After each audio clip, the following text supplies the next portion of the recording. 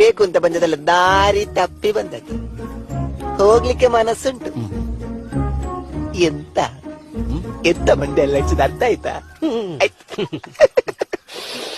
ಹೋಗ್ಲಿಕ್ಕೆ ಮನಸ್ಸುಂಟು, ನೀವು ದಾರಿ ಮಾಡಿ ಕೊಡ್ಬೇಕು.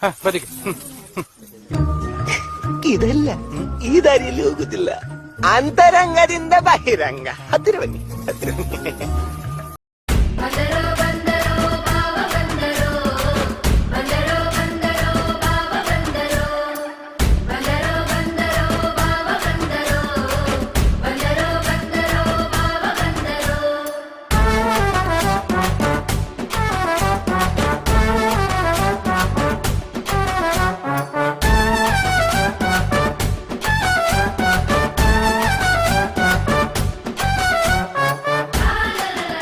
ಹೆದರ್ಬೇಡಿ, ಈ ಮಂತ್ರಕ್ಕೆಲ್ಲ ಅದು ನಿಲ್ಲುವುದಿಲ್ಲ, ಸೀದಾ ಓಡ್ತದೆ.